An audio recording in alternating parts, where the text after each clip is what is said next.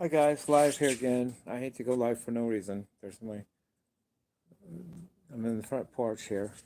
Um, I just want to be transparent with my audience and let them know how I'm doing.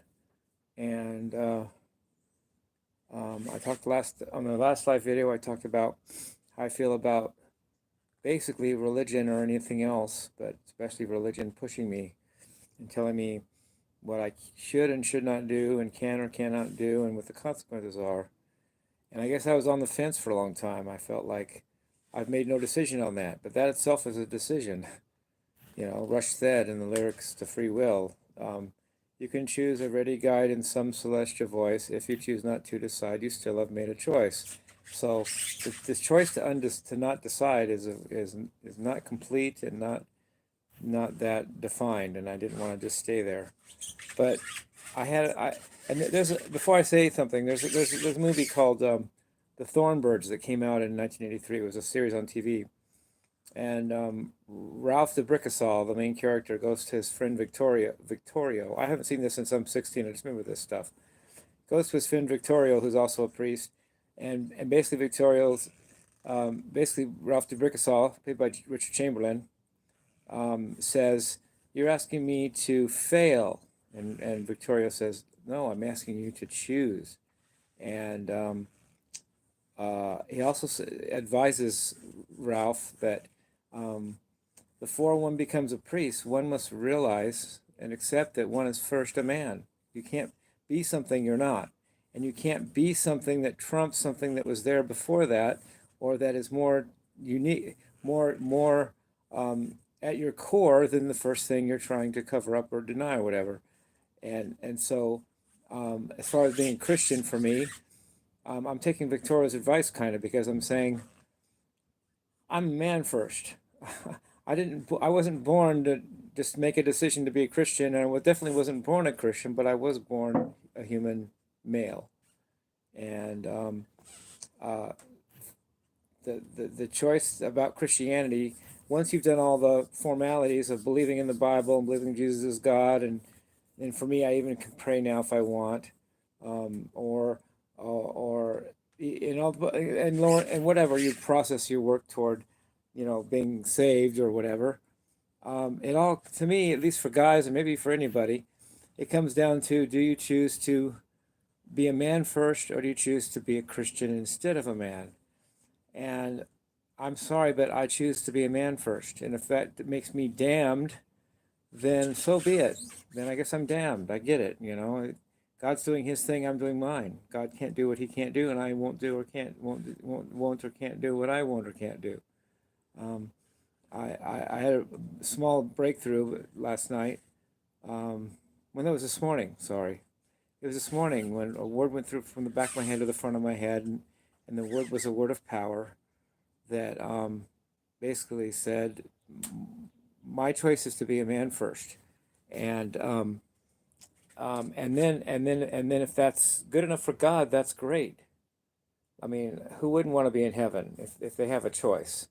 But if it's not good enough for God, then I was me first. I was true to myself. I didn't even make myself. God made me. So basically, even God is kind of in a pickle, because he made me to be a man, but yet he wants me to deny that to serve him. Well, that either sounds like a pickle God's in, or it sounds like somebody hasn't done their homework and thought it all through, or it sounds like God's kind of being an Indian giver, where he gives you something and then wants you to give it right back, or doesn't really want to give it to you, or scolds you for keeping it. And if God is love, he shouldn't be an Indian giver. Maybe I just don't understand all this, but this is what I think right now. I choose to be a man first. And like I said, I mean, I have good qualities. Like I said, I had Christian friends that had other Christian friends that said that I was more Christ-like than their other Christian friends when I was a devout atheist. Not really that devout, but I was an atheist.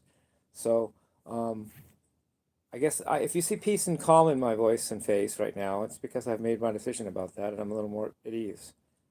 It doesn't mean I choose. It doesn't mean I think hell's going to be the greatest place, or that if I had absolutely any choice, and if it were up to me, I would just voluntarily go to hell. But if that That's God's choice, even no matter what I choose. I have no power over whether I go to heaven or hell, no matter what I do. I don't have any more, I don't have any less power over whether I go to heaven or hell than the most devout Christian on earth, because they don't know where they're going either. But at least I'm being true to myself, and honoring the person that God made, and and now it's on God. If He thinks that I'm savable, that's fine. If not, put me in the pit.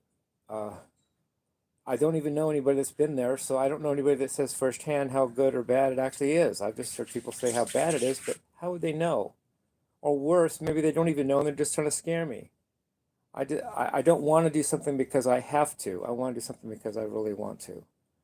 And yes, I believe the Bible is true, but right now I'm choosing being a man first. And apparently that's the big issue.